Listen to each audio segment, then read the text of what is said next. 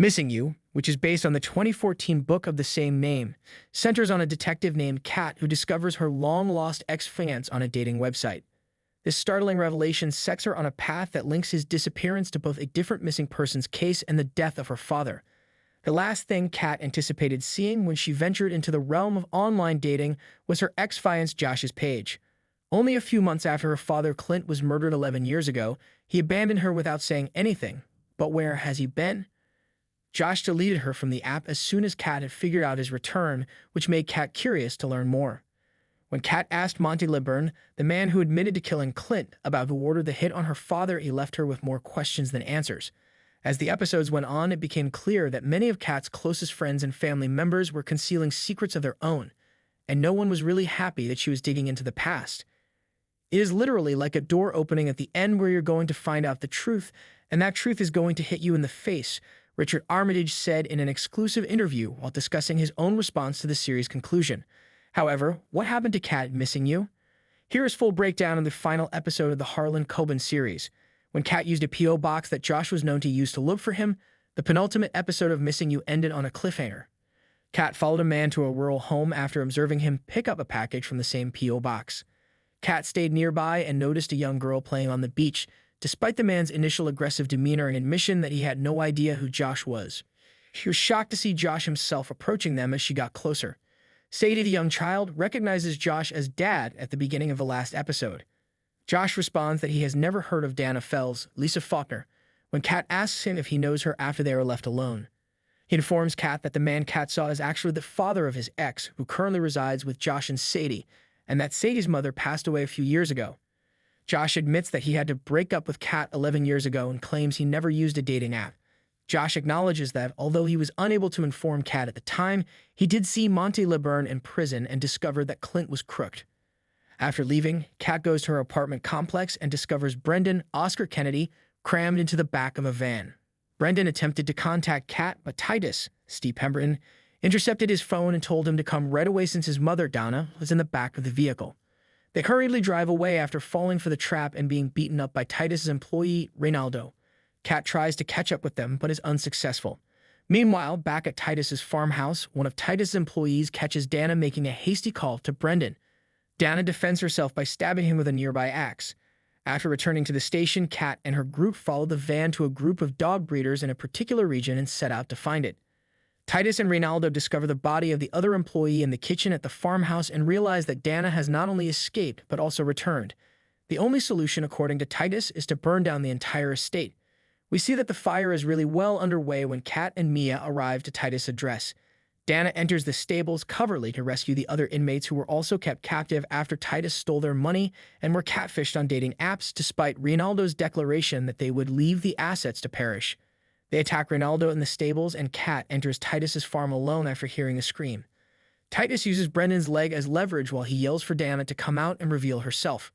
When Kat hears his cries, she runs over as well. A scuffle breaks out and Titus points his gun at Kat, threatening to shoot her, but Kat shoots him before he can do so. In addition to acknowledging to Kat that he was arranging for Monty Liburn to receive preferential treatment while inside, Stagger also affirms that he paid Liburn to claim that he killed Clint. Stagger acknowledges that he was aware that Clint was unfaithful to Odette, but he was only attempting to conclude the inquiry to protect Kat. Callaghan phones Kat after she's finished with the drama from Titus' farmhouse and gives her some information about the unidentified individual Clint was having an affair with. The next day, Kat visits the address because she says she wants to know. There, she runs across Parker, who acknowledges that Kat resembles Clint while being shocked to see her. He claims that he has been considering what you would say to Odette for years and that he always assumed she would be the one to knock. After 14 years of dating, Parker informs Kat that he compartmentalized the reality that Clint had a wife and daughter to support. Parker claims that despite his repeated attempts to distance himself from Clint and start a new life, he kept coming back to him. Parker claims that Callaghan blackmailed him into working for Clint after learning of their covert relationship. However, Clint soon had enough of Callaghan's manipulation and ended his relationship with Parker. Parker informs Kat that he last saw Clint the night before he passed away. He describes him as a mess, but adds that he hadn't seen him so terrified and that he had fled in a panic. When Kat returns home from a long day of talking to Parker, Josh is waiting outside her front door. After catching up in the park, they finally plan a kiss. After a while, we learn that Josh has returned to Kat's life. The two spend time together with Aqua, Mary Malone, and Stacy, and Kat even invites Josh to visit Oget's. One morning, they wake up while Josh takes a shower and Kat receives a call from Charlie Hamlet, informing her that they have finally found a fingerprint match for the gun that killed Clint after several days.